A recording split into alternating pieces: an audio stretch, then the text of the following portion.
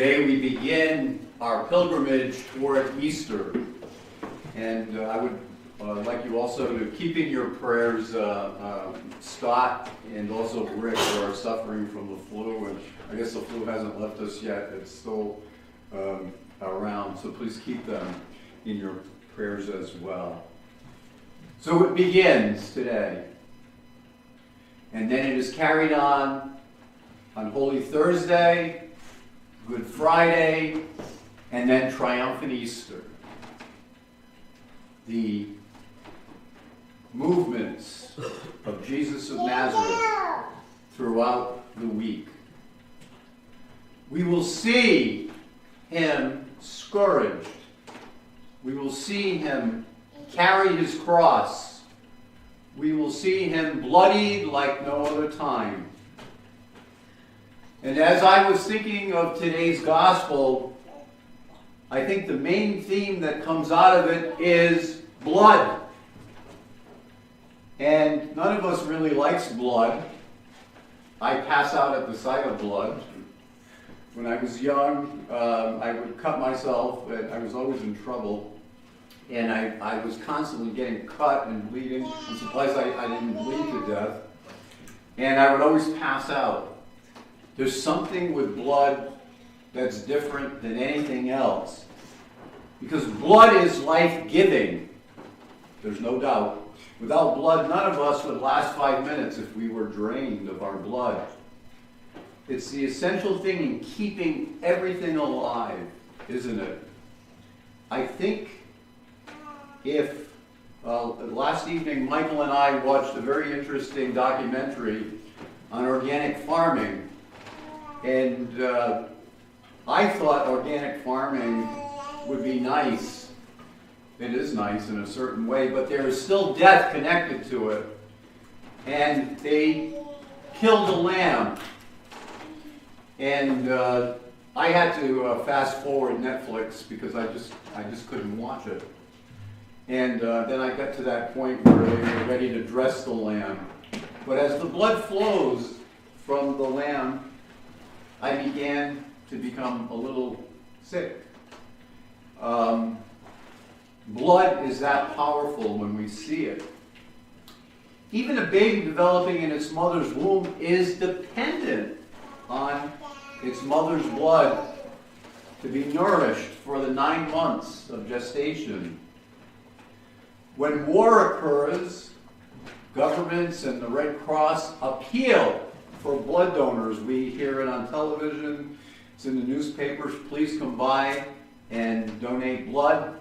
And when we go under surgery, they always tell you, have an extra few pints available of your type that could save your life. And in many cultures and religions, blood is an element used in ritual and sacrifice. In all cultures, blood has a deeply religious significance. When God brought Israel out from slavery in Egypt, the blood of the lambs marked their homes, and they were spared the punishment that fell upon their Egyptian captors. The angel of God went over the homes that had blood on the lintels. We call this Passover. On Mount Sinai, when God bound himself to his people, Moses offered animal sacrifices and then took half of the blood and put it in basins, in large basins. And half of the blood he threw against the altar, and the other half he threw on the people. Then he took the book of the covenant and read it in the hearing of all the people, and they said, "All that the Lord has spoken we will do, and we will be obedient." Moses then took the blood and threw it on the people again and said, "Behold the blood of the covenant which the Lord has made with you in accordance with these words." Blood, my friends, is important. As we enter now into Holy Week, blood and the cup of suffering are the very centerpieces of Jesus Christ's saving act on the cross. And it is the blood of Christ which flowed from his crucified body that we are now free and clear from the consequences of sin if we follow the way of Peter and not the way of Judas. Yesterday afternoon, we watched a CNN piece, a documentary on Jesus. What a difference how Judas and Peter acted. Judas, as you know, turned the Lord over for 30 pieces of silver, but he still could have repented, but he did not. He let Jesus go to his death. Peter likewise 3 times denied the Lord. And I think it's even worse for Peter, because Peter said to the Lord, I will never deny you. And he denies him not once, not twice, but 3 times. So I think Peter's sin was probably greater than the sin of Judas. But the difference between the 2 men was this.